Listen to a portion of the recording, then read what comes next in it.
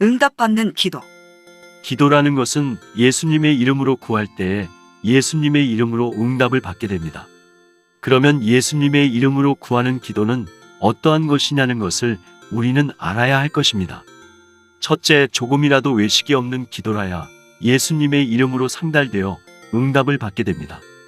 기도를 할 때에 사람에게 보이려는 것이 있으면 아무리 예수의 이름으로 구한다 하여도 주님께서 그 기도를 들어줄 수가 없는 것입니다. 왜냐하면 사람에게 보이기 위한 기도이기 때문입니다. 기도라는 것은 말을 많이 하는 데서 응답이 있는 것이 아니고 조금이라도 거짓이 없을 때에 그 기도의 응답을 받게 되는 것입니다. 둘째, 조금이라도 말씀에 가감이 없는 기도라야 예수님의 이름으로 상달되어 응답을 받게 됩니다. 왜냐하면 예수님은 하나님의 말씀이 이루어지기 위하여 역사하시기 때문입니다. 만일 예수님께서 말씀에 가감된 기도를 들어주신다면 비진리와 동참하는 일이 될 것입니다. 그러므로 진리를 위하여 죽기까지 순종하신 예수님께서는 말씀에 가감된 기도는 책임을 질 수가 없는 것입니다.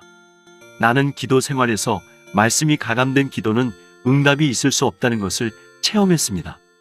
응답을 받는 동안에는 기도할 때마다 정상적으로 내려오는 은혜의 증거가 너무 크므로 과거 신앙생활이 십자가를 믿기는 했었지만 말씀에 가감된 것이 있었다는 것을 확실히 깨닫게 되었습니다. 셋째, 조금이라도 마음에 죄가 없는 기도라야 예수님의 이름으로 상달되어 응답을 받게 됩니다. 인간의 죄를 위하여 죽으신 예수님께서 죄가 있는 사람의 기도를 받고 응답하시는 것이 아니요 죄가 완전히 없어진 사람이 되어 기도할 때에 얼마든지 큰 응답을 나리시는 것입니다. 누구든지 기도로서 응답을 받는 생활이 계속으로 있게 되려면 중심 성결이 있어야 합니다. 내가 과거에는 사람에게 중심 성결이 있을 수 없다고 생각하고 마음에서 생기는 죄를 없애기 위하여 기도하는 일이 없었던 것입니다. 그런데 이때에는 아무런 응답의 역사가 없었습니다.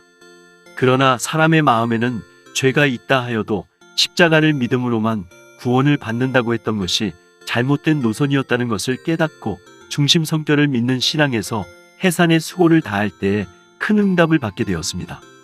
누구든지 죄의 생각 하나라도 가졌다면 그것을 회개하기 전에는 주님께서 그 기도를 듣지 않으시는 것입니다.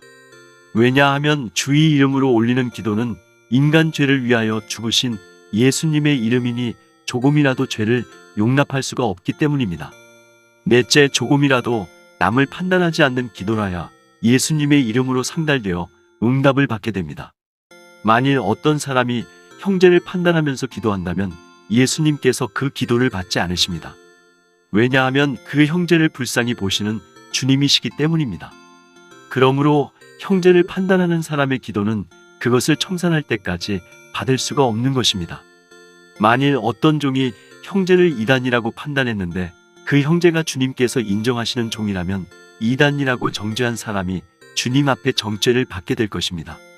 내가 과거에는 함부로 남을 이단이라고 하던 죄를 회개한 후부터 응답을 받게 되었습니다. 오늘날 교회가 함부로 남을 이단이라고 판단하는 일 때문에 은혜의 문이 닫혔다고 봅니다. 유대교가 예수님을 이단이라고 하며 바울을 연병 같은 이단이라고 했다가 망한 사실을 비추어 볼 때에 우리는 형제를 판단하지 말고 항상 그를 구원코자 하는 마음과 돕고자 하는 마음으로 기도해야 될 것입니다. 오늘날 예수님의 이름으로 기도한다는 사람들이 많지만 응답이 없는 것은 예수님의 이름을 더럽히는 일이 있기 때문입니다. 그러므로 우리는 예수님의 이름을 불러서 기도할 수 있는 인격이 되어야만 예수님의 이름으로 응답을 받게 될 것입니다. 아멘.